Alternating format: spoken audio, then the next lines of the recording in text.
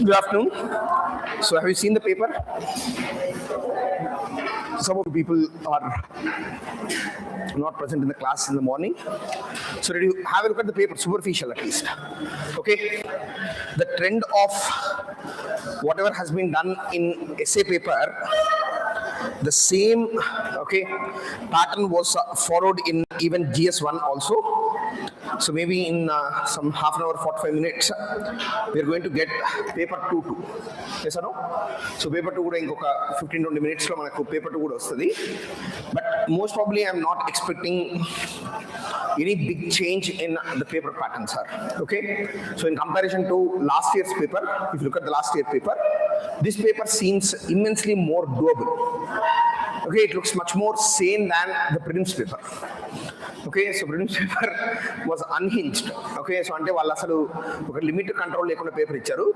Kani this is much more sane and much more simple. But in these kind of papers, the most important aspect is going to be like execution of the answers becomes a very important challenge in these kind of papers. So when the question paper is seemingly simple at that point of time, your focus on answer writing should be highest, sir. ఎందుకంటే అందరూ కూడా answer రాస్తారు. మరి answer రాసిన వాళ్ళలో మన distinction మనం establish చేసుకోవడం చాలా ఇంపార్టెంట్ అవుతుంది. Are you understanding this, sir? So this is something that you people need to keep in mind. Okay, establishing one's own distinction is very, very important. And in this paper, you can see definitely because in prelims, history section had a disproportionate weightage. 21 questions only. Maybe they tried to counterbalance it by giving less number of questions from history in this section. They gave just, I think so, 6 questions. 3 15 marker, 3 10 marker.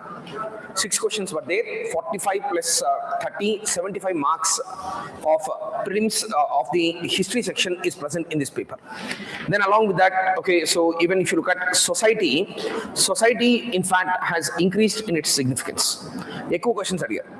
Okay, మామూలుగా అడిగేదానికంటే ఈసారి కొంచెం ఎక్కువ questions ఉన్నాయి. నాకు తెలిసినంత వరకు ఒక 3 to 4 15 markers ఉన్నాయా? 3 15 మార్కర్స్ ఉన్నాయి. Okay, then along with the 3 15 markers there are also 3 10 mark questions that are there. Yes or no? There also there are 6 questions. And okay, most probably then the total is 8 questions of geography. Yes, please cross verify it once. 8 questions of geography is okay, what the weightage is present. Yes or no, sir? 8 or 7? 8 questions of geography. Okay, so ee vidhanga 6 6 and 8 pattern they have followed, sir, and most of the questions are immensely doable.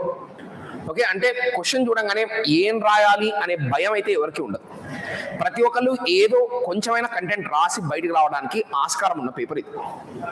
కానీ మరి అట్లాంటప్పుడు మనం distinction establish చేసుకోవాలంటే మనమే కంటెంట్ని కొంచెం high level content రాయడం చాలా ఇంపార్టెంట్ అవుతుంది. Yes or no? So in fact, one question that came, just I'm giving an example. In society, they asked a question with respect to caste and its future. Yes, is it not the question, sir? Yes. Okay, the future of caste system in India is what? Urban areas lo caste invisibility మీద question అడిగారు. Yes or no? Caste invisibility in urban areas. So ఈ విధంగా మనకు questions observe చేస్తే question seemingly simple ఉంది, కానీ ఆన్సర్లో మనం distinction establish చేసుకోవాలంటే కంటెంట్ కొంచెం హై లెవెల్ కంటెంట్ కంపల్సరీగా రాయాలి. So today my main core of discussion is going to be on the paper of history, and if I am able to provide some inputs on geography, I'll provide them, sir. Okay, basic inputs and కొన్ని provide చేస్తాను. Okay, society paper would be discussed subsequently tomorrow. Okay, tomorrow society paper would be discussed, society along with IR. So today my focus is on mainly history part. Just a preliminary understanding of geography also I'll be able to give to you people. All right, now first and foremost, let's have a look at the question and let's discuss not the answer of the question but the structure of the answer also. Let's try to have a discussion about. ఊరికే superficial గా discuss చేయడం కంటే కూడా okay, అసలు actual గా ఏం రాయాలి, ఏ points include చేయాలి, ఏ పాయింట్స్ ఎక్స్క్లూడ్ చేయాలి, ఎలాంటి ఇంట్రడక్షన్ రాయాలి, ఎలాంటి కంక్లూజన్ రాయాలని కొంచెం డీటెయిల్ గా అనాలిసిస్ చేయడానికి మనం ట్రై చేద్దాం. Okay, first will pick up the question of history. Okay, the very first question that they have asked a question with respect to importance of Ashokan inscriptions in reconstructing Mauryan history. See, the question is not on Ashokan inscriptions. Please try to understand this. Don't write, okay, just the content of Ashokan inscriptions. You have to write about how the inscriptions contribute to reconstruction of what, sir? Mauryan history. Are you understanding this, sir? So this is the significance here. So this question's answer, I'll try to provide a model answer for you people, sir. So first and foremost, when you write the, one second, sir. Okay, introduction for this question's answer. Okay, so introduction for this question's answer. Ashoka's inscription and its correlation, or how it is useful in reconstructing Mauryan history. What is the key term, sir? Analyze or what? Analyze. Very good. So analyze. So let's try to focus on it appropriately, sir. First and foremost, in the introduction of the question, what can be an ideal instruction? Introduction. What can be an ideal introduction for this question? The ideal introduction for this question is, you should write about James Prinsep being the person who first deciphered what, sir? Ashokan inscriptions. Because it's a 10-marker question, you will not get much scope here, but a 2-line introduction which clearly says that James Prinsep is the one who, in fact, okay, for the first time deciphered the Brahmi script and reintroduced to the world a ruler by the name of Ashoka and Jepi. Introduction raskochu. That would be a very apt introduction. Now, try to understand this. They are asking a question, Ashokan inscription, how it is helpful in reconstructing the Mauryan history. Because of which reason, you need to just post introduction, you need to write what are the various sources. You can show it in a diagrammatic format also. Mauryan history in reconstruct cheyadaniki A sources ఉన్నాయి. అర్థమవుతుందా మీకు? Analyse అంటున్నారు అంటే ఒక source significance ఎంత, వేరే sources significance ఎంత అనేది మనము ఇక్కడ ఎవాల్యుయేట్ చేసి రాయాలి. So what are the various sources in order to reconstruct the Mauryan history, sir? One is Arthashastra. Immediately post introduction, you have to, okay, open up the scope of the question. Arthashastra is one source of information for us. Then the second source of information is Megasthenes Indica. I was supposed to write it, but the pen did not cooperate. Okay, so just a second. Megasthenes Indica is the second source of information for us with respect to the Mauryan history. And apart from Megasthenes Indica, what other accounts speak about Megasthenes Indica? Then apart from these two, what other sources tell about the Mauryan history, sir? Fahian didn't talk about the Mauryans absolutely. You should write about, okay, the Buddhist literature. Buddhist literature has elaborate description of the Mauryan history, particularly Deepavamsha, Mahavamsha. ఇలాంటి multiple number of text ఉన్నాయి, మనకు కొన్ని శ్రీలంకలో దొరికిన text కూడా ఉన్నాయి. All of them speak about they are important sources of Mauryan history, reconstructing the Mauryan history. Buddhist text and Buddhist literature are also helpful. Then one more source of information about the Mauryan history is archaeology. Are you understanding this? I'm not explaining all of them, I'm just putting them in the form of a diagram. Then, apart from archaeology, the last source of information is what, sir? Ashokan inscriptions. Is it understandable? So it means that when you analyze the importance of Ashokan inscription in reconstructing the Mauryan history, naturally you should say that this is one source of information, but there are many other sources of information on Ashokan history or Mauryan history, which you can represent in a diagrammatic format. Are you understanding this, sir? Now, look at the question once more. Analyze the importance. So, the first heading would be importance of Ashokan inscriptions in reconstructing the Mauryan history. This is the first major side heading for your answer. Are you understanding this, sir?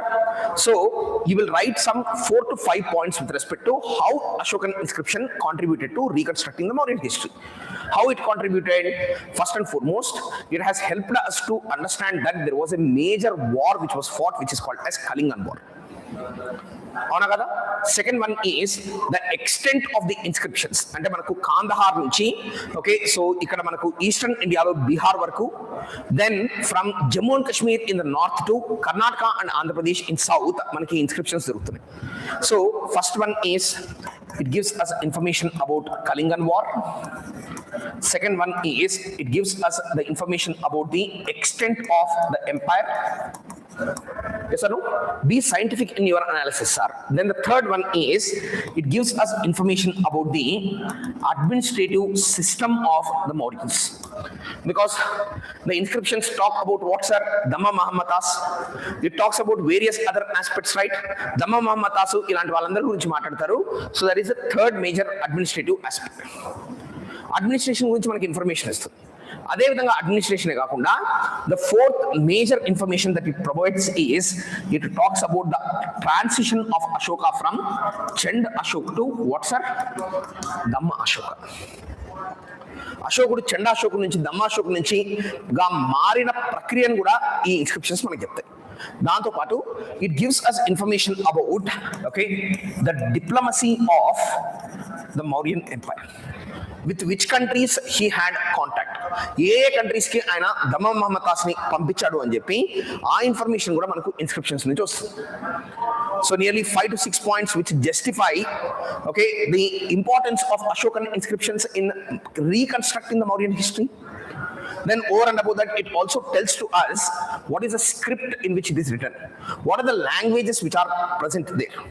For example, the script and languages, if you observe, when they use multiple scripts and languages, it clearly shows that these people believed in unity in diversity. 6 points supporting that they are very central to reconstruction of Mauryan history. Yes or no, sir? But at the same time, analyze antunnaru kabatti, what is the importance of other sources also in reconstructing the Mauryan history? Are you understanding this? Each of these things that I have mentioned, you have to mention a single point about them. So the alternative dimension for this question when it is analyzed is importance చెప్పినప్పుడు automatically you also talk about other sources importance too. This is the second major side. Try to decode the question clearly. Okay, only Ashokan inscriptions గురించి రాయద్దు. Ashokan inscriptions Mauryan history ని reconstruct చేయడానికి ఎలా help అవుతుంది, దాంతో పాటు what is the importance of other sources in reconstructing the Mauryan history is the second statement that you need to explore. Is it making sense to you, sir? This is the significance that you people need to remember. Understandable, sir? Yes, no? Maybe. Okay, so this is how the answer should be written. And finally, in conclusion, what should you write, sir? What should you write in conclusion? In conclusion, you have to give a value judgment. Yes or no? Which is more important, you have to say? Is it the inscription that is more important, or is it the other texts which are more important? Inscription is much more important.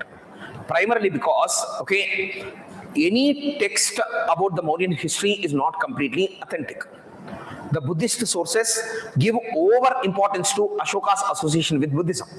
Megasthenes talks about a lot many fairy tales. Arthashastra is a book on polity but not on history.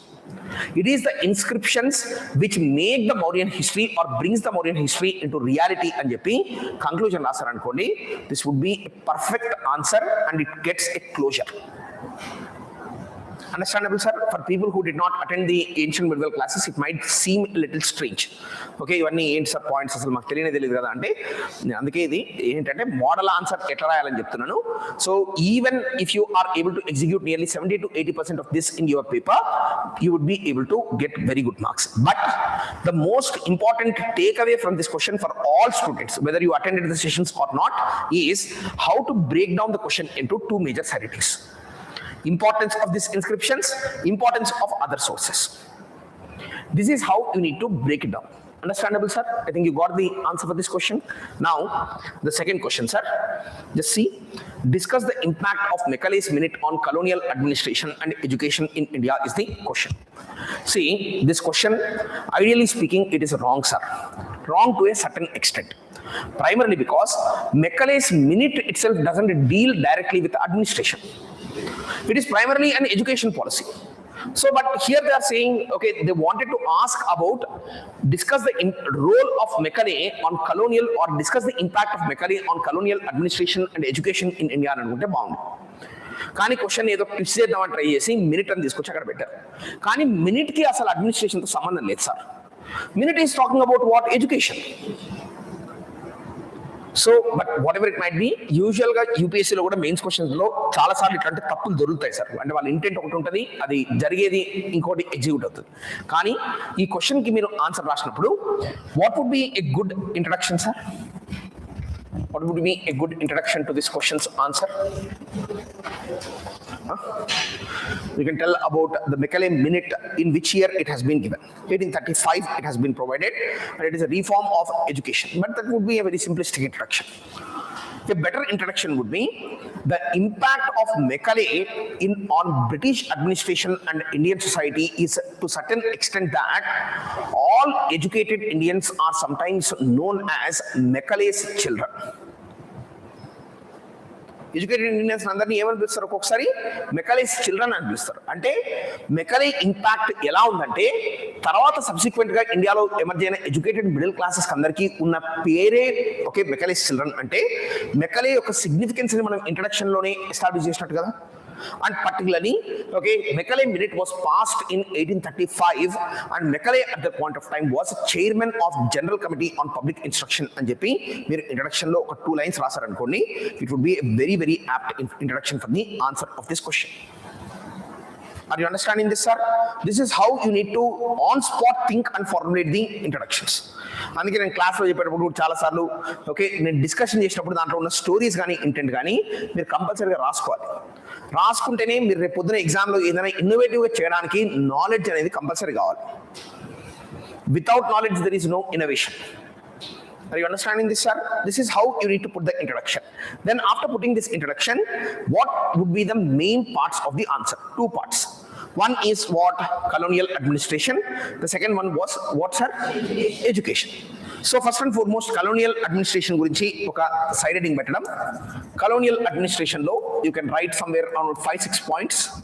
Okay, what is his impact on colonial administration? First and foremost, he is the first law member under the provisions of the Charter Act of 1833. He is the first law member of Indian Legislative Council అని చెప్పి ఒకటి రాసుకోవచ్చు. రెండోది ఏం రాయొచ్చు? He is the chairman of the first what, sir? Law Commission. First Law Commission chairman ఎవరు, sir? So Macaulay is the chairman of the first Law Commission. So and his commission's recommendation itself became what, sir? Okay, IPC and CRPC. Yes or no? Okay, so these are also sometimes called as black laws of Macaulay and కూడా పిలవచ్చు మీరు. అది కూడా మీరు ఈ point లోనే include చేసుకోవచ్చు. Black laws of Macaulay also they are called as. So this is the second impact of his on administration. Can anyone tell any other impact of his on colonial administration, sir? Only 2 dimensions. Police? Macaulay ఎప్పుడు పోలీసుల మీద లా చేయలేదు. Yes, sir? What did he do with respect to the intermediary class? Who? Indians. Indians being used as intermediaries is secondary. దానికి Macaulay contribution ఏంటి? నేను colonial administration గురించి చెప్తున్నాను. Education point మీరు చెప్తున్నారు. So English education will create peons and clerks. That is, in education you can write about it. But what about this section?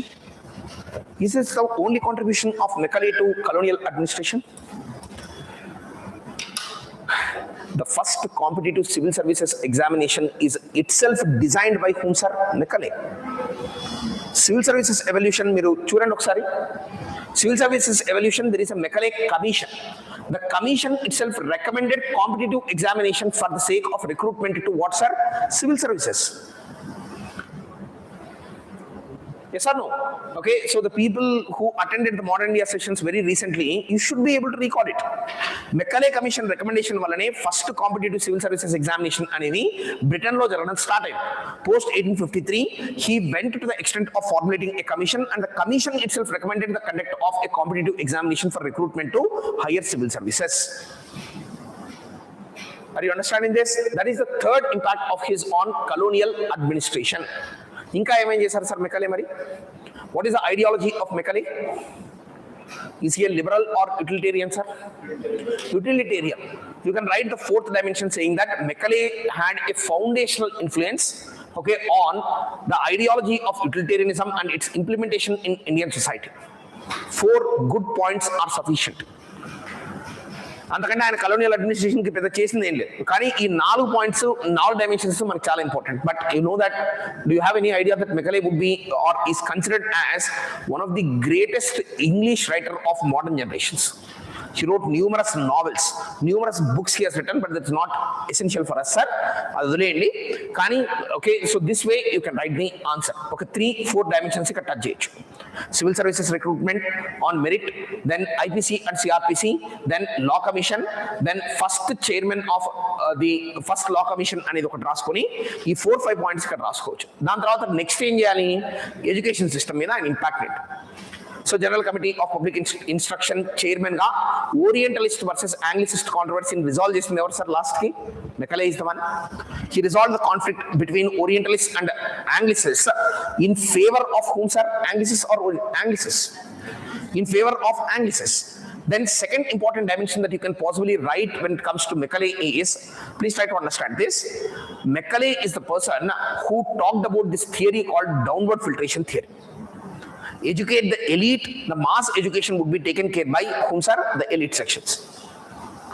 దీన్ని downward filtration theory అంటారు. అది రెండో థియరీ ఆయన ప్రపోజ్ చేసింది. దాని తర్వాత the third thing that was done by Macaulay is what? Macaulay did not just do this, sir. The third important dimension is with respect to English medium education. కానీ అది ఆంగ్లిసిస్ట్ favour అంటే మరి అట్లా English medium అయిపోద్ది కదా. But creation of brown sahibs in India who are, okay, Indian in blood and color, but European in taste and habits. That was his statement. Then along with that, did he prefer humanities or technical education for Indians, sir? Humanities. Ethical education training ఇవ్వాలని చెప్పి humanities ని ఆయన promote చేశారు. మరి humanities ని promote చేయడంతో పాటు what else did Macaulay do, sir, in his education system? People should be telling. Okay, so ఇంకా ఏం చేశారు ఎడ్యుకేషన్ సిస్టంలో? What else did he do, sir? Brown Sahib creation. దాంతో పాటు ఇండియన్స్ కి, ఓకే, నేను చాలా సార్లు చెప్పాను మీకు, the penal system created by Macaulay and the education system had a lot many similarities. Rote learning కి సిగ్నిఫికెన్స్ ఇవ్వడం, పాస్ ఫెయిల్ సిస్టమ్ ఇంట్రడ్యూస్ చేయడం, కార్పొరల్ పనిష్మెంట్ పెట్టడం, ఇవన్నీ కూడా ఆయన చేసిన పనులే కదా. So 5 to 6 points if you write in, okay, Macaulay's policy on education, that would be a brilliant answer for this question. Then finally, what would be a good conclusion for this question, sir? What would be a good conclusion? Say I'm giving the ideal answer. Don't think that you have to write exactly the same answer. అంటే perfect maximum marks పడడానికి answer ఎట్లా రాయాలో నేను చెప్తున్నాను. దీంట్లో మీరు ఒక 70-80% implement చేసుకున్నా సరిపోతుంది. కానీ కంక్లూజన్ రాసినప్పుడు దీనికి you have to write about BNSS. The current Indian government's project of decolonization has made the Indian government to, okay, in fact, remove the IPC and CRPC sections and replace them with relevant provisions in BNSS and JP. Conclusion, right? About you and answer it to me. So, mark you padta hai parav sir? 100% marks padte. This is how the answer should be written. Okay, ఏదో question simple గా ఉంది కాబట్టి ప్రతి question గురించి మనకు 2 పాయింట్లు తెలిస్తే మన ఆన్సర్ రాసినట్టు కాదు. ప్రతి క్వశ్చన్ గురించి క్వశ్చన్ కి ఇచ్చిన స్పేస్ కంటే ఎక్కువ పాయింట్స్ మనకు తెలిసినప్పుడు మనము వాల్యూ జడ్జిమెంట్ చేసుకొని ఏవి ముందు పెట్టాలని మనం రాస్తామో అప్పుడే మీరు మంచి ఆన్సర్ రాసినట్టు. Are you understanding this, sir? That is the significance of this section. The section is very, very important. Now, the next question that has been given is what, sir? Let's see. The significance of the Gandhian movements lay in the masses they mobilized. Question చూసినప్పుడు ఏముంది ఇది? గాంధీ అంటే mass leader, masses ఎట్లా mobilise చేశారు అని అడుగుతున్నారా? Are they asking how did Gandhi mobilize the masses in India? What is the question? Discuss. The significance of Gandhian movements lay in the masses they mobilized, elucidate. అంటే Gandhi movements యొక్క ప్రాముఖ్యత ఎవరిని ఆయన mobilise చేయగలిగాడో దాంట్లో ఉంది అని చెప్తున్నారు. Not spirit of the movement. అంటే ఒకటి ఆలోచించండి, క్వశ్చన్ మనము కొన్నిసార్లు ఇలాంటి క్వశ్చన్స్ కొంచెం క్రిప్టిక్ ఉన్నప్పుడు మనం దాన్ని తెలుగులో ట్రాన్స్లేట్ చేసుకోవడం కరెక్ట్ సార్. బాగా గుర్తుపెట్టుకోండి. The question is saying what the significance of Gandhian movements, అంటే గాంధీ ఉద్యమాల ప్రాముఖ్యత, ఓకే, అది కదలించిన ఓకే జనాలలో ఉంది అని చెప్తున్నారు. అంటే ఎవరిని పార్టిసిపేట్ చేయించారో దాని వల్లనే ఈ మూవ్మెంట్ గొప్పది అని చెప్పి చెప్తున్నారు. అవునా కదా? సో అంటే మనకు ఈ క్వశ్చన్ ఇంటెంట్ మీరు క్లియర్గా అర్థం చేసుకోండి. గాంధీ ఎవరినైతే నేషనల్ మూవ్మెంట్లో ఇంటగ్రేట్ చేసుకోగలిగాడో దాంట్లోనే గాంధీ మూవ్మెంట్స్ యొక్క సిగ్నిఫికెన్స్ ఉంది అంటున్నారు. చూడండి sir, simple but at the same time cryptic. What they are saying is Gandhi mobilized the masses, and the significance of his movement lies in which masses he was able to mobilize. ఎవరిని కదిలించారో అది అతని గొప్పతనం అనేది ఇక్కడ meaning. Yes no peasants, women. See, it's not just that, sir.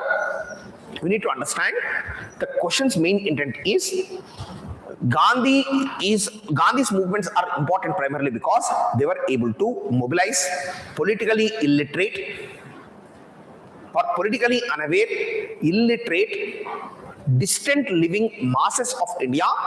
వాళ్ళను కదిలించగలగడం గాంధీ గొప్పతనం అని చెప్తున్నారు. అర్థమవుతుందా మీ question?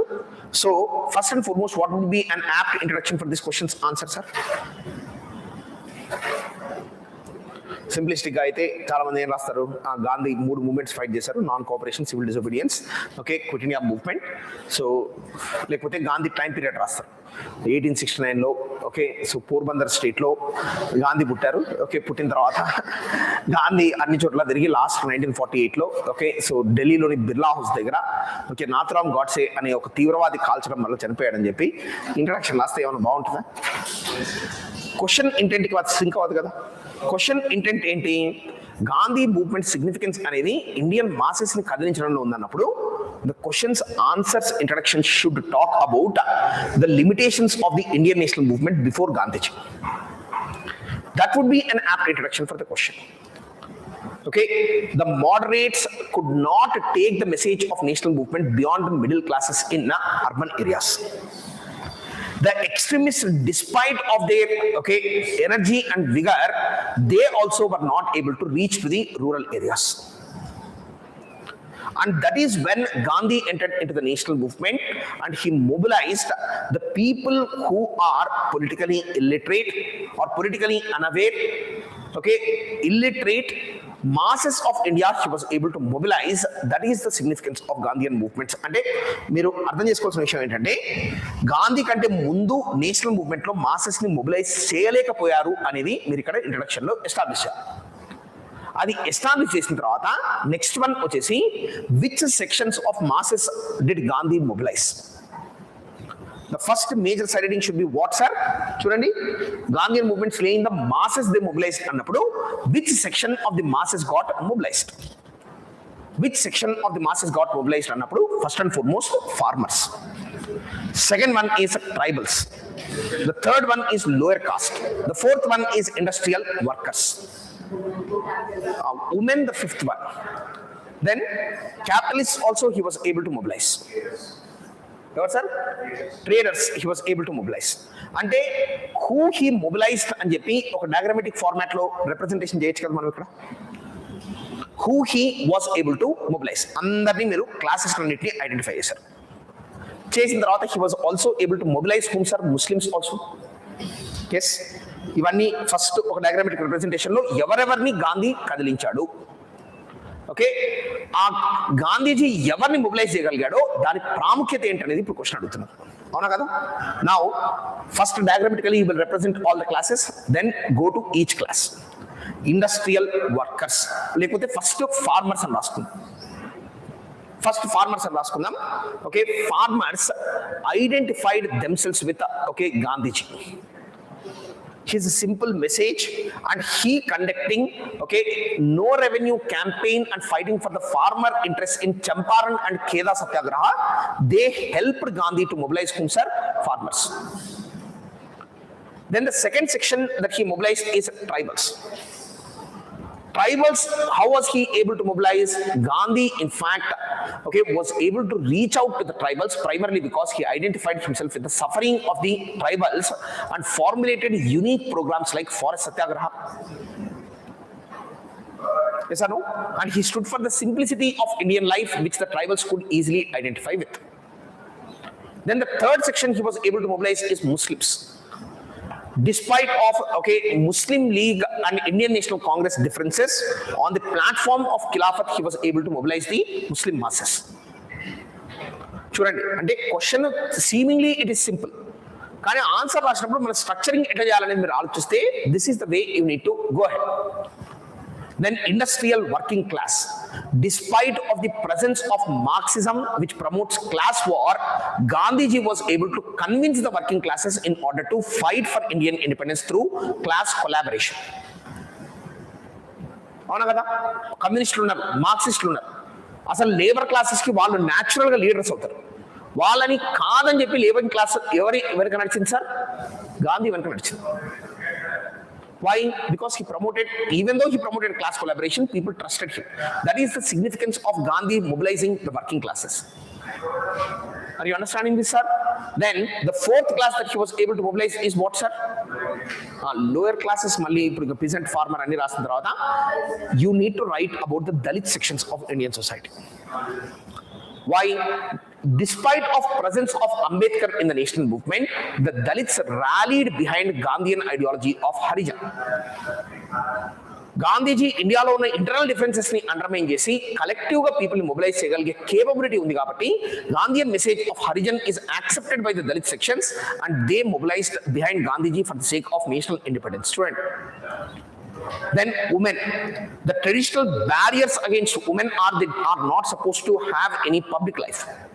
But Gandhiji called the women of India as Draupadi, Damayanti and made them mobilize in order to fight against the British Empire అని చెప్పి ఈ Draupadi and Damayanti ideal అనేది మీరు రాసుకొని సిస్టర్హుడ్ కాన్సెప్ట్ ని ప్రమోట్ చేసి ఉమెన్ మొబిలైజ్ చేశారని చెప్పి రాయొచ్చు. చూడండి, ఒక 10 మార్కర్ క్వశ్చన్ రాసే విధానంలో ఎంత డిఫరెన్స్ రావచ్చు చూస్తున్నారా? The way in which you approach the question determines how much knowledgeable you are. It's not a simplistic question. It is seemingly simplistic, but you need to think what are they asking. Gandhian movements ప్రాముఖ్యత ఏమిట్లో ఉందంటే ఎవరిని కదిలించారో దాంట్లో ఆయన ప్రాముఖ్యత ఉంది. అంటే అంతకుముందు కదలిక లేని జనాలలో చైతన్యం తీసుకొచ్చాడనే మీనింగ్ కదా. మరి కదలిక లేని జనాలలో చైతన్యం ఎట్లా తీసుకొచ్చాడు? ఒక్కొక్క సెక్షన్ కి ఒక్కొక్క స్ట్రాటజీ యూజ్ చేశారు. He used for each section a separate strategy and all of those strategies collectively helped him in mobilizing the masses. Are you understanding this? That is the reason why finally in conclusion you can write that.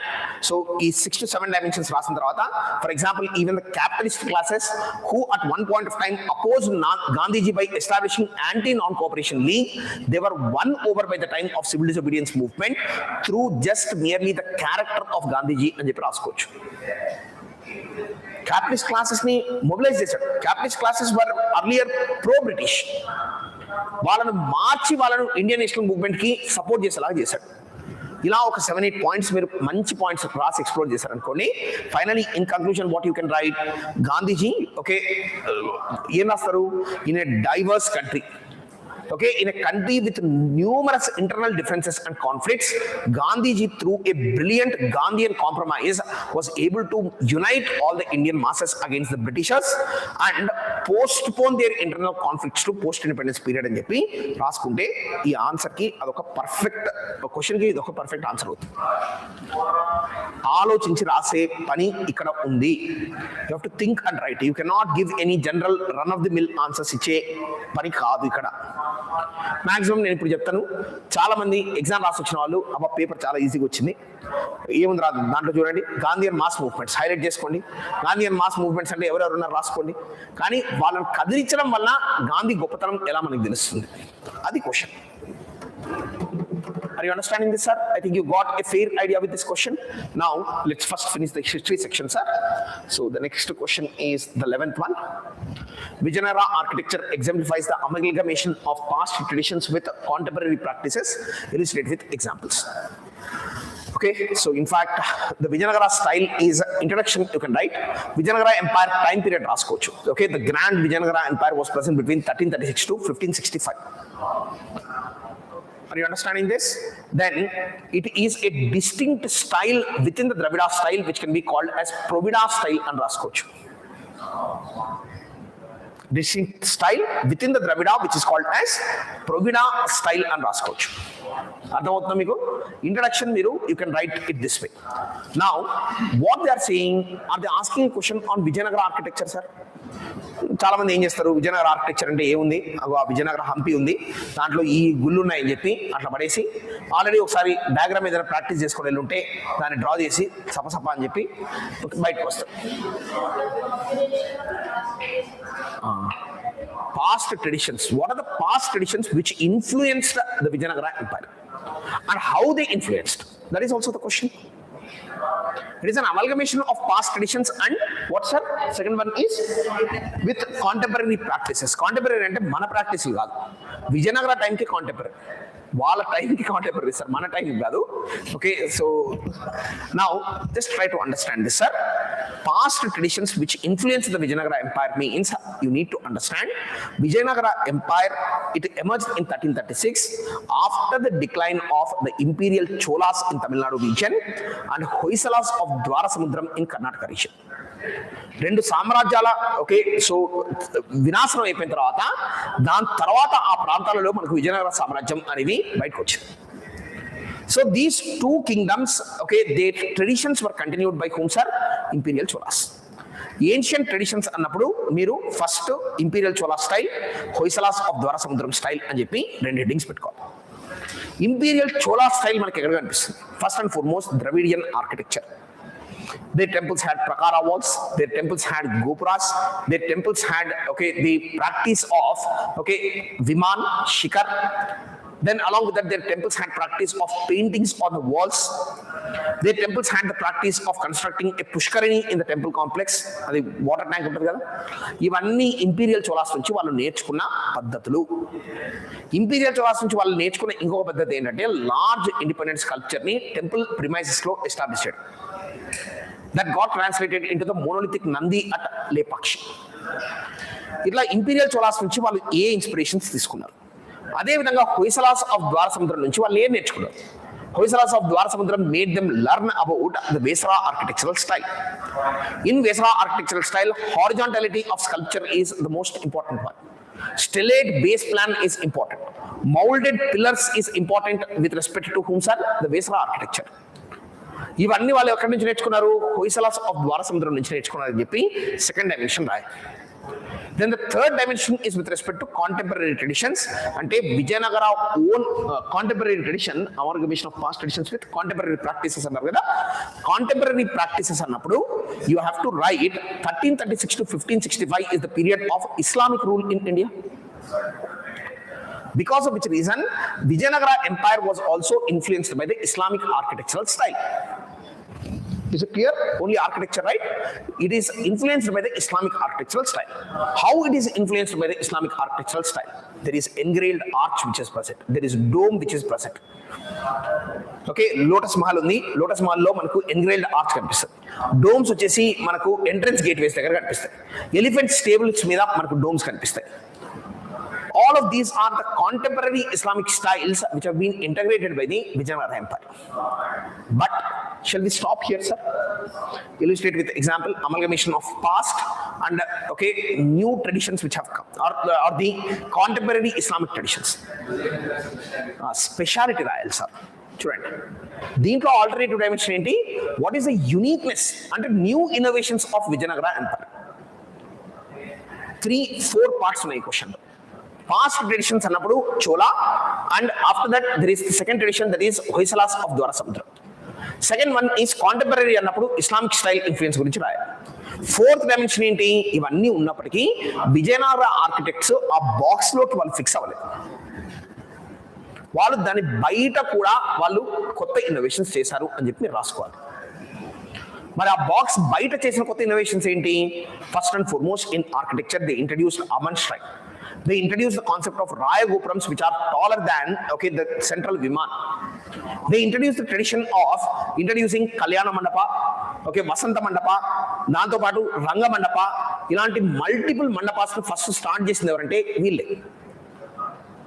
చూడండి sir, అంటే answer open up చేయడం అంటే ఏంటి అనేది మీరు అర్థం చేసుకోవాలి. అర్థమవుతుందా సార్? కానీ దీంట్లో మీరు మొత్తం కంటెంట్ చెప్తున్నారు. ఆ కంటెంట్ అంతా మాకు తెలియనప్పుడు మేము ఎట్లా ఓపెన్ చేయాలి అంటే నేర్చుకునేటప్పుడే మీరు అది చేయాలి. While you are learning itself, you have to think. What are the things? So this question, whoever writes the new innovations of Vijayanagara Empire, they are going to score minimum of 1 to 2 marks extra in comparison to others. ఇదే కాదు, విజయనగర రాజులకు కూడా తల ఉంది. వాళ్ళు సొంతంగా ఆలోచించి ఏదైనా పని చేశారు అని చెప్పి మీరు చెప్తున్నారు అక్కడ ఇండైరెక్ట్ గా. Are you understanding this, sir? That is where a topper's answer stands apart from a normal person's answer. Normal person answer లో నేను చెప్పినంత కూడా సినిమా లేదు. అక్కడ ఏం రాస్తారు? ద్రవిడియన్ ఆర్కిటెక్చర్ అని రాస్తారు.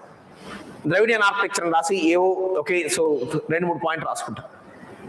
But it's not the case. But elucidate with examples is given. So you have to write about Hampi Virupaksha temple, Hampi Hazararama temple. You have to write about Vittal Swami temple at Hampi. You have to write about Lepakshi Veerabhadra Swami temple. You have to write parallelly about the multiple other temples which have been constructed like Tiruvannamalai Shiva temple. Then you can write about Srisela Mallikarjuna Swami temple. You can write about the Srikalahasti temple which has been constructed by the Vijayanagara kings. And even for that matter, you can write also about the Tirupati Devasthanam temple is also constructed during the Vijayanagara period. మరి ఇన్ని examples ఉన్నాయి. ఒక్కొక్క దాంట్లో ఒక్కొక్క ఫీచర్ని మనం identify చేసి చూపించగలిగినా will be able to easily write and come out of the exam with flying colours here. Understandable, sir? This is how the answer has to be written for this question. Now pick up the next question. What is it saying? Linguistic reorganization of Indian states was driven by the popular pressure from below.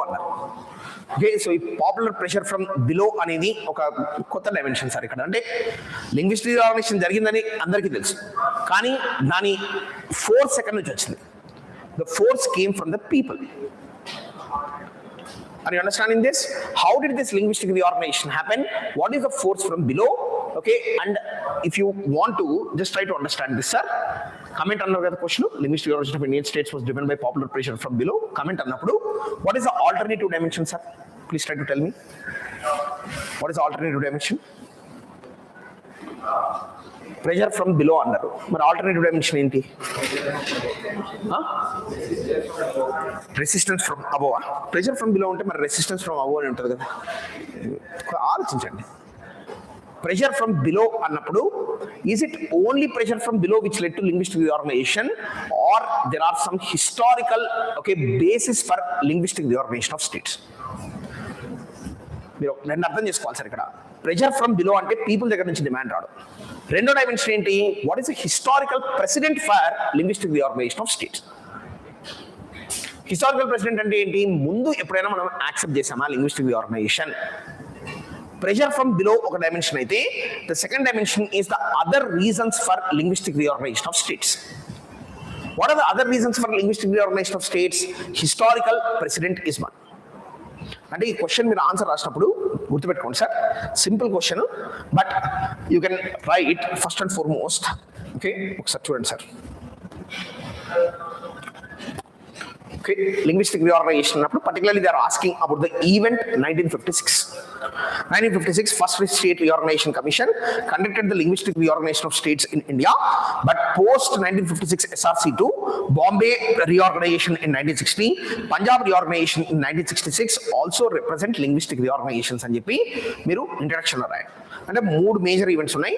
56 ఒకటి, లేకపోతే 53 formation of Andhra state, 56 state reorganisation commission, 60 Bombay reorganisation, 66 Punjab reorganisation. Introduction లో ఇవి మనకు central themes అని చెప్పి మీరు first establish చేయాలి. చేసిన తర్వాత క్వశ్చన్ ఏమని అడుగుతుంది? To what extent the pressure from below it contributed to the linguistic reorganization of the state. What is usually pressure from below, sir? People's movements, right? People's movements, protests, all of these comes under the category of pressure from below. So naturally pressure from below annappudu, first and foremost we need to talk about the martyrdom of sir. This is the first dimension that you need to write, fast on to death, that led to public protests and anger. This is the first dimension. Then the second dimension of pressure from below is, okay, so you need to write about how the strikes and protests happen. Yes or no, sir? Strikes and protests happen. That is the second important method. Then, apart from this, what other things are there, sir? Chapani? Huh? Regionalism. Pressure from below is very good. Regionalism is one. Particularly, let's suppose DMK supporting, okay, Madras reorganization. You can write it as an example. Then Akali Dal supporting Punjab reorganization, you can write. Then at the same time, one more important reason for, okay, this is in India, language is an emotional issue. It's not merely, okay, so a superficial issue, but it is an emotional issue. This is also one of the reasons for pressure from what, sir? Below. Inka pressure from below, emunai, sir? Can you tell any other thing? Powers and aspirations of people, or you can also write about disputes between linguistic groups. Disputes between linguistic groups is also one of the reasons. Cultural disputes, like disputes between the linguistic groups. For example, okay, the Haryanvi versus Punjabi in Chandigarh, Telugu versus Tamil in Madras. Are you understanding this? That is different. This is linguistic reorganization. We are not talking about Hindi versus Tamil dispute. Linguistic reorganization lo A disputes అనేది రాయడంతో పాటు ఈ section లో అసలు pressure from below రావడానికి కారణాలు, ఎందుకంటే 15 marker question కదా ఇది. What are the reasons for pressure from below? In the Constituent Assembly, the Indian government denied, okay, linguistic reorganization primarily because of fear of more partitions. Are you understanding this? Dhar Commission and JVB Commission opposed linguistic reorganization. Even the Constitution also gave center more significance than states in reorganization of states. ఎవరికి ఎక్కువ power ఉంటుంది sir? సెంటర్కి ఉంటుంది కదా. If center wants to, it can break the state, but if it wants to stop it also, it can do it. Understandable? Then apart from that, economic opportunities, not okay, fine. Pressure from below రావడానికి economic opportunities లో discrimination ఉండడం, that is also one reason. Anti outsider sentiment ఇట్లాంటివన్నీ రాసుకోవచ్చు. కానీ దానికంటే important గా historical president అని రాసుకోండి. Okay, for example, the first linguistic reorganization demand emerged in Swadeshi movement. Then after that, okay, B.J. Tilak put forward the demand during Home Rule League movement. Gandhi accepted linguistic reorganization in the Nagpur session. Then the next one is Odisha formed as a linguistic state. Then after that, okay, so you can clearly show that Nehru report also accepted linguistic reorganization. Historical president ఉంది కాబట్టి మనము linguistic reorganisation చేయాల్సిన అవసరం వచ్చిందని చెప్పి alternative dimension లో ఈ ideas అన్ని ఎక్స్ప్లోర్ చేసామనుకోండి, ఒక 15 మార్కర్ క్వశ్చన్ కి ఆన్సర్ ఈజీగా రాయొచ్చు. Are you understanding this, sir? Yes. And in conclusion, you can write, if you look at our neighborhood, the case of both Pakistan and Sri Lanka, when linguistic federalism aspiration is unaccepted, it led to secessionism. So because of which reason, linguistic reorganization effectively strengthened the Indian unity and integrity and చెప్పి conclusion, right? చూడండి sir, how you can turn the answer around. Intelligent గా plan చేస్తే answer ని మొత్తం తిప్పచ్చు sir. ఒక dimension నుంచి ఇంకో dimension మనం తీసుకెళ్ళిపోవచ్చు. This is how you need to write the answer for this question. Then the next question, sir. What is the next question? The model of planned economy. I think already most of you students were thinking, sir, ఏదో చెప్తున్నాడు. Okay, so అవన్నీ కానీ knowledge base strong గా ఉంటే మీరు answer ని ఎట్లయినా రాసుకోవచ్చు సార్. గుర్తుపెట్టుకోండి బాగా. The last question, the planned economic model. What is it saying, sir? The model of planned economy was adopted in India to address the regional imbalances left behind by colonial rule.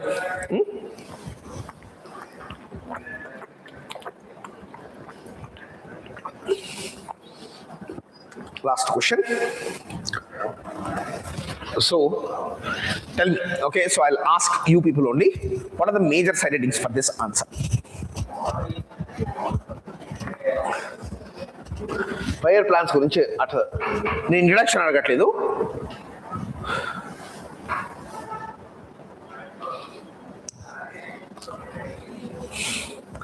See how cryptic this question was. Now when I observe, I'm able to understand the question even better now. Okay, how cryptic this question is. Is the regional imbalances the only reason for adopting planned economic model, sir? Regional imbalances ఉన్నాయి కాబట్టి మనం plan economic model adapt చేసుకున్నామా, లేకపోతే ఇంకా వేరే reasons ఏమైనా ఉన్నాయా? అలా అన్నారు సార్. కలోనియల్ రూల్ వలన రీజనల్ ఇంబ్యాలెన్సెస్ వచ్చాయి. రీజనల్ ఇంబ్యాలెన్సెస్ ని కరెక్ట్ చేయడానికి మాత్రమే మనం plan model of economic development adapt చేసుకున్నామా?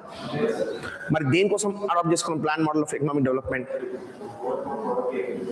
Overcome poverty. We in fact adopted the planned model of economic development primarily because our nation accepted the socialistic pattern of society or socialism. ఇప్పుడు question చూడండి sir, question అర్థం చేసుకోండి. The question is saying what? Actually planned economy మనం implement చేయడానికి what are the reasons for it? They are saying that regional imbalance is the reason for implementing planned economy. Regional imbalance వలన planned economy వచ్చిందని చెప్పి వాళ్ళు మాట్లాడుతున్నారు. కానీ is it the only reason for planned economy? The second major reason for planned economy is India wanted to take the path of what, sir? Socialism. The third major reason is because of the international influence. What is the international influence? Success of Russian planning, okay, Great Economic Depression and John Maynard Keynes' proposal of big government. Student, so you should open up the question. Then the third major reason why we adopted planned economic model is what? Socialism, international influence, then okay, regional imbalance. Then the fourth major reason is primarily because our model of economy is mixed economic model. Planned economic development is required because our economic model is mixed economic model. దాంతో పాటు one more important reason is, okay, in order to overcome what, sir? Poverty. Then one of the other objective of planned economy is its rapid growth of the nation. ఇన్ని influences ఉన్నాయి అసలు యాక్చువల్గా మనం planned ఎకానమీని implement చేయడానికి. మరి వాళ్ళు ఏమంటున్నారు? Simplicity గా ఒక డైమెన్షన్ చెప్తున్నారు, రీజనల్ ఇంబ్యాలెన్స్ వల్లనే మనం ప్లాన్ ఎకానమీ ఇంప్లిమెంట్ చేస్తున్నాం. అంటే వాళ్ళు ఇచ్చిన విజన్ ఏంటి సార్? ఈ పార్షియల్ విజన్ ఇస్తున్నారు. మనం దాన్ని ఓపెన్ అప్ చేసి ఫుల్ విజన్ ని ఎస్టాబ్లిష్ చేస్తే ఆన్సర్ అయిపోతుంది. Regional imbalance as a reason for plan economic model.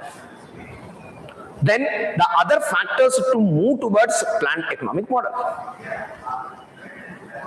Are you understanding this, sir? I think you got a fair idea with respect to what needs to be done. Our regional imbalances lo kuda meeku nenu konni dimensions cheppanu chudandi. During colonial rule, okay, remember regional imbalances lo one part vachesi rural versus urban is one dimension. The second dimension is, okay, the coastline versus interior parts of India. Regional imbalance you have to prove. First one is what? Urban versus rural. Second one is what? Coastal areas versus hinterland part of India. British focused on coastal development. Yes or no? Then the third important dimension of regional imbalance is west versus east, north versus south. West is more developed, east is backward.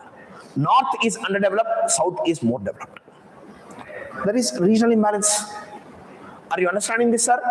ఈ regional imbalances 3-4 dimensions తీసుకొని దాన్ని planned economic model ఎట్లా correct చేయాలని try చేసింది. అర్థమవుతుంది నేను చెప్పింది? Rural urban divide ని planned economy wanted to correct this divide by picking up agriculture as the sole focus of the first 5-year plan. Even in the second 5-year plan, the investment is on hydroelectric power projects, which is again going to contribute to whom, sir? Agriculture. Then the second one is coastline hinterland differences. Rather than setting up industries on the basis of locational advantages, we chose the most backward regions in order to set up industries. Even though they are present in the interior, we chose the most backward areas in order to implement or set up industries. See how peculiar this is. The question is seemingly simple. Okay, so ఈ paper కి నేను ఏదైనా పేరు పెట్టాలనుకుంటే I will give it the name of, తెలుగులో ఒక సామెత ఉంటుంది. ఓకే, ఏంటంటే మేక వన్నె పులి. అంటే ఏంటి, పైన తోలు చూస్తే ఎట్లా అనిపిస్తుంది, మేకలాగా అనిపిస్తుంది, కానీ లోపల ఉన్నది ఏంటి సార్, పులి ఉంది. ఇది నేను 100% చెప్తున్నాను, చూడ్డానికి ఇది మేక. 100% not just hypocrisy, 100% this paper is tough paper. నేను ఇప్పుడు నా ఇనిషియల్ అసెస్మెంట్ ని జడ్జిమెంట్ నేను మార్చుకుంటున్నాను. Okay, so at the end of the class this paper is not such a simple paper which can be tackled by people very easily. Understanding the intent of the question is very important. So I am not imposing my own judgment onto the paper. It is a practical reality of the paper. If you understand the intent of the question, then you will also realize that no, this paper is not as easy as it looks. The question is not on planned economic development. The question is not on regional imbalances. Can we consider correcting regional imbalances as the only reason for planned economic development is the question. Understanding this, sir? So this is the case scenario. Please be very mindful about this paper. So then I'll just superficially go through the geography questions also similarly.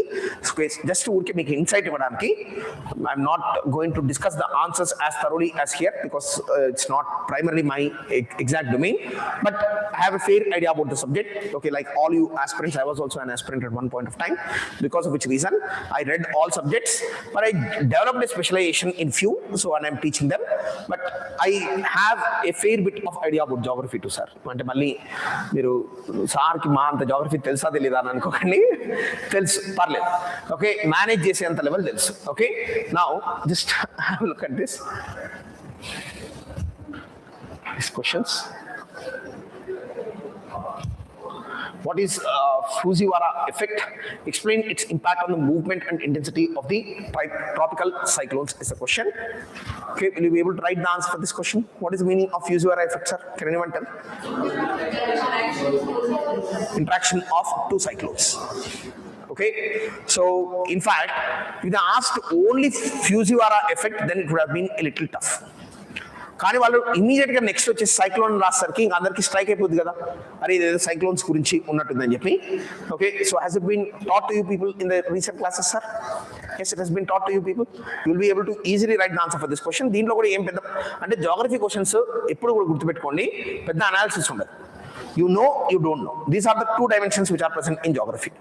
Analysis ki pedda scope undadu, కానీ society atla kaadu, history atla kaadu. That is the reason why sometimes geography is also considered as a science. Why? It's straightforward. ఇప్పుడు హిస్టరీలో లాగా ఈ కారణమా ఆ కారణమా అదై ఉండొచ్చా ఇదై ఉండొచ్చా ఇలాంటి క్వశ్చన్లు అన్నీ ఉండవు. Okay, so that's the case. Then explain its impact on the movement and intensity of the tropical cyclones. So you can write about multiple number of examples here, sir. Okay, so for example, I think one prominent example that you can write is with respect to Bay of Bengal, okay, where the cyclones in fact pass through, okay, so this kind of small strait which is Malacca Strait, right? Okay, so cyclones crossing over. Okay, then over and above that, this cyclones interface of cyclones is also an important dimension, sir. I think you'll be able to write the answer for this question. This is a simple one. Now see the next question. Tundra regions are ecologically fragile but economically important. Examine this statement critically. Okay, why the tundra ecosystems are what, sir? First one, first major finding is ecological fragility of tundra regions. Tell me the point, sir. ఊరికే just చెప్పండి, ఎందుకు అవి ecologically fragile, sir? Frost ఉండడం వల్ల, vegetation is short. Just first introduction, what will you write? What is the tundra region, sir? Cool climatic conditions, but what kind of coolness? Should it be as cool as you people or more? చెప్పండి. ఏ latitudes మధ్యలో మనకు తండ్రా vegetation ఉంటుంది రాయాలి. Upper latitudes అంటే extent కూడా రాయాలి. Beyond 66.5 degrees north and beyond 66.5 degrees south, we typically tend to find, am I correct sir, tundra vegetation. The main problem with the tundra vegetation is what? Most of the species are single species, sir. The ecological fragility is primarily an outcome of what? Most of the species which are present there are singular. And if any disease comes or forest fire comes, if any heated circumstances happen, then entire thing is going to wipe out. That is the ecological fragility. ఇప్పుడు ecological fragility అంటే ఏంటి?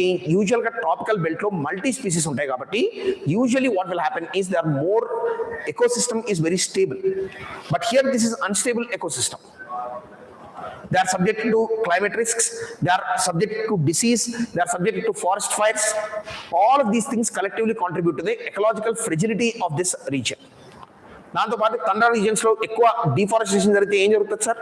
Avalanches is an outcome. Slide avalanches you can write. So this way, first you have to write one dimension.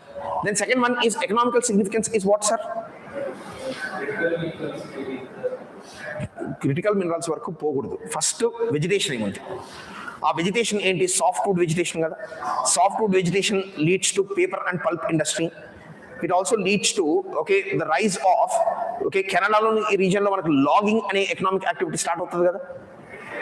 Logging, so all of these economic activities are primarily based on tundra vegetation itself. Then apart from the trees, what are the other things, sir? The tundra vegetation environment is also known for what, sir? ఏం చేస్తారు ఇంకా tundra vegetation reasons? Horticulture. So what kind of horticulture, sir? Apples. Very good. Apple cultivation. So in fact latitude and altitude also coincide. Tundra vegetation on Himalayas is present at higher altitudes. అక్కడ apple cultivation జరిగితే మరి ఇంకెక్కడైనా జరగచ్చు కదా. Yes or no? Apple cultivation, horticulture. Then apart from that, they are also very useful as pastoral grounds. Particularly, seasonal migration to the tundra regions. Whenever the summer sets in, you take your cattle. Which one? Transhumance is vertical, but this is seasonal migration. Vertical అయితే ట్రాన్స్హ్యూమెన్స్ అంటారు, అంటే కొండపైకి వెళ్ళి కొండ కిందికి వస్తుంది, అన్ని ట్రాన్స్హ్యూమెన్స్ అంటారు. ఇది సీజనల్ మైగ్రేషన్ జరుగుతుంది. సీజనల్ మైగ్రేషన్తో పాటు మీరు you can also write about so this reindeer hunting, seal hunting is also one more thing which is done here. So ఇట్లాంటివి రాసుకోవాలి సార్. ఎకనామిక్ సిగ్నిఫికెన్స్ అంటే ఇవన్నీ రాయాలి. దాంతోపాటు ఆయన చెప్పినట్టు so in fact one more important dimension is here you have peat landforms. Peat landforms అంటే ఏంటి? చాలా రోజుల నుంచి ఆకులు మొత్తం పడి అవి మొత్తం హ్యూమస్గా మారవు, ఎందుకంటే అక్కడ మనకు మైక్రో ఆర్గానిజం యాక్టివిటీ చాలా తక్కువ ఉంటుంది. So peat landforms form అవుతాయి. పీట్ ల్యాండ్ ఫార్మ్స్ దేనికి పనికి వస్తాయి మనకు? It will be useful as coal for us. Yes, simple. That is also one economic significance of these regions. Then apart from that, one more economic significance is these are less dense population regions. Exploratory purposes outunadi. Danto paatu human habitation, migration to this region is higher, right? Yes or no? These are the new destinations for people in order to go and settle down. Tourism significance. Alps mountains గురించి రాసుకోవచ్చు. అసలు మీకు sky is the limit in order to right the answer for this question. Alright, so that what is the next question? Aeolian process in desertification and land degradation. What is the meaning of Aeolian process? Erosion through wind. Air-based erosion, deposition, both of them together are called as Aeolian processes. Yes or no? It's simple question. Yes or no? So two dimensions రాసుకోవాలి ఇక్కడ. Process in desertification ఒకటి, land degradation రెండోది. Desertification కి ఎట్లా contribute చేస్తుంది sir? 10 mark question answer రాయాలి, ఊరికే comedy కాదు. How is aeolian process wind based erosion, how is it contributing to desertification? Desertification is the process of what, sir? Conversion of land into or not land sir, you should use the technical word. నేనంటే ఎప్పుడో 10 ఏళ్ల ముందు చదివాను కాబట్టి నేను వాడతాను, కానీ మీరు టెక్నికల్ వర్డ్ వాడాలి కదా. Desertification is the process of what? Definition of desertification is what? What is it? Removal of fertile soil, deterioration and land degradation అంటారు. మరి desertification ఏంటి? Land degradation, soil removal is land degradation. But that leads to desertification means primarily you need to understand the movement of, okay, so this sand and reduction of rainfall are the contributory factors for desertification. Aridity, rising aridity, migration of or rising aridity, deposition of sand are the important reasons for desertification. Winds, okay, so కరెక్ట్గా ఆలోచించండి. Desertification ప్రాసెస్కి వాళ్ళు మామూలుగా desertification process అడగలేదు, role of aeolian process in desertification అంటున్నారు. సో మీరు ఇప్పుడు బర్చెన్స్ మూవ్ అవ్వడం, okay, the movement of burchens into new areas, okay, so that is one process of desertification. The second process of desertification is what is the second process of desertification? You should tell. Sand dunes movement, burchens movement. నేను చెప్పింది మళ్ళీ reverse నాకు తిప్పి చెప్తున్నా.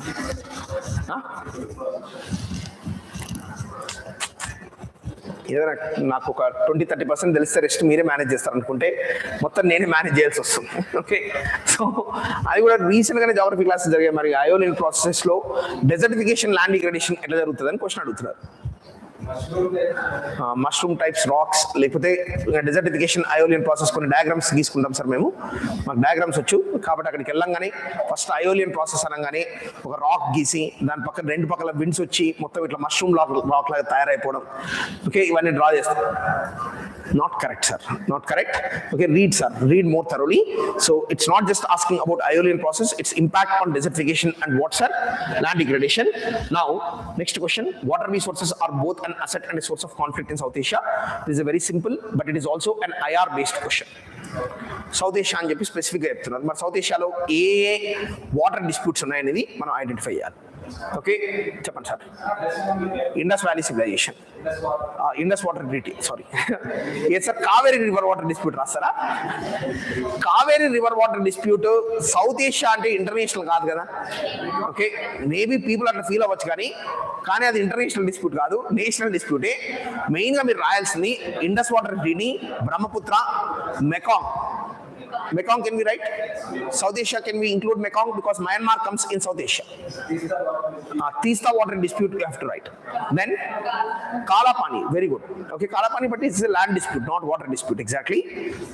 Teesta water is a dispute. Danto paatu inka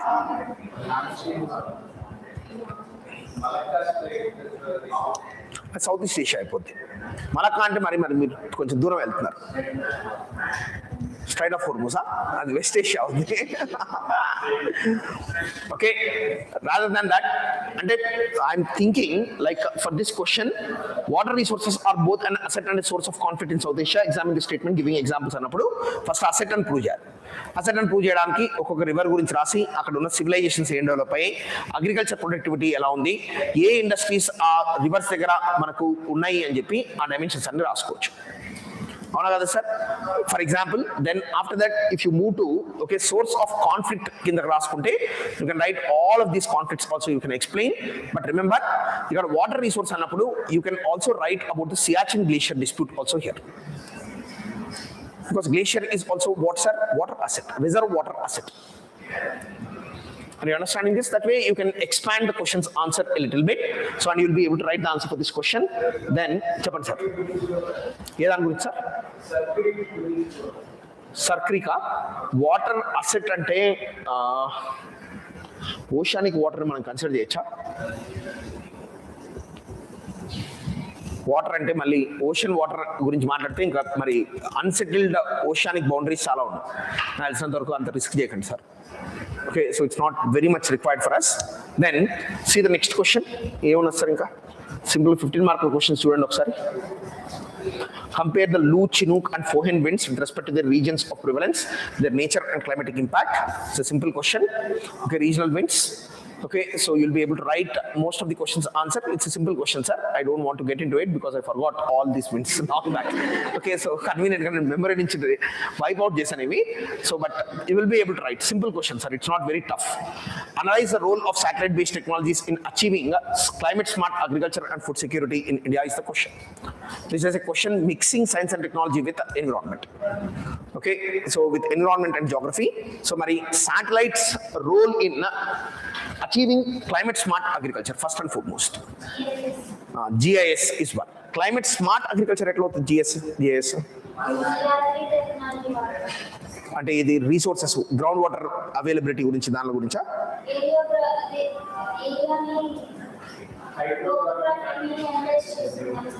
okay okay I mean in construction of dams and other things mainly how climate smart agriculture గురించి చెప్పాలి climate smart agriculture అంటే absolutely correct sir weather forecasting is the first and foremost one weather forecasting is the fundamental thing in climate smart agriculture then the second important dimension that you can talk about is okay మీకు agro regional mapping అని చెప్పే concept ఉంటుంది కదా yes or no mapping okay yes agro regional mapping or some technical word is there sir same thing I think I'm correct climate or agro regional mapping అనే ఒక concept ఉంటుంది that we can use దాంతో పాటు climate smart agriculture లో usage అంటే మీరు weather based insurance sir insurance settlement claim లో కూడా మనకి ఇప్పుడు శాటిలైట్ డేటా యూజ్ చేస్తున్నారు Are you understanding this? So this way you have multiple ways in which you can use space technology for the sake of climate smart agriculture. And second one is food security ki ela vartam sir? Space technology in food security. This is a real challenge. Our question ఏంటంటే they're not asking about the usage of satellites just for agriculture, for the sake of climate smart agriculture and also food processing. మరి space టెక్నాలజీతో roads వేసినట్టు space టెక్నాలజీతో okay మరి maybe okay climate smart agriculture food security ఎట్లా ensure చేస్తారు మరి climate smart అగ్రికల్చర్లో ఏం రాస్తారు distribution of crops estimation of crop production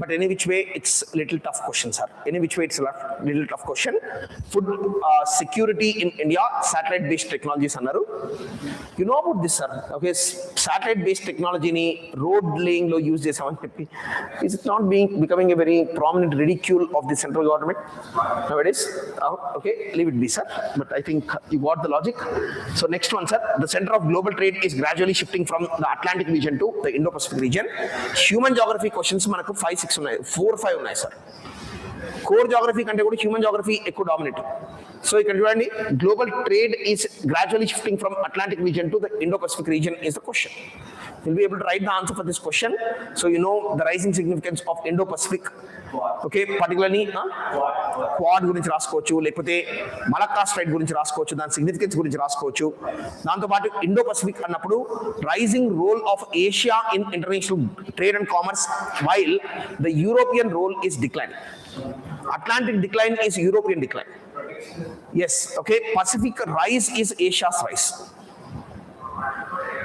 understanding sir కానీ దీనికి నేను ఒకవేళ ఈ క్వశ్చన్కి పర్ఫెక్ట్ ఆన్సర్ చెప్పాలంటే I will also give the statistics with respect to okay the global traffic particularly the container traffic statistics కూడా నేను ప్రొవైడ్ చేసి ఆన్సర్ రాస్తాను you have to plan it properly sir okay plan this questions answer properly then next one is analyze the major drivers of human induced land change in India and their geographical consequences human induced land use change అంటే తెలుసు కదా okay so అదే మూవీలో చెరువును మింగేయడం ఏంటి అని అడుగుతారు చూడండి అలా okay the same thing okay so same thing land use change okay so you have to write about lakes urbanization okay then over and above that occupation of the mountains also becoming dense so ivanni kuda land use change examples sir you will be able to write the answer for this question this is a simple question but remember human geography how many sir 1 2 3 human geography. 3 questions, sir. 1, 2, 3. 3 15-mark questions from human geography. 45 marks. So this is the case scenario. On this note, okay, I'll wind up the discussion. Tomorrow you'll have a discussion on society paper. Subsequently, once I come back, I'm not going to be present here tomorrow. So day after, when I come back, we will plan the discussion on, or just look at the ethics paper and other papers, sir. Okay, చూద్దాం. Class లో కూర్చొని ఇట్లా కరెక్ట్గా ideate చేసినా సరే కొన్ని ideas మీకు వస్తాయి కదా. So we'll do it, sir. We'll try to do it. So on this note, I'll wind it up, sir. All right. Good day.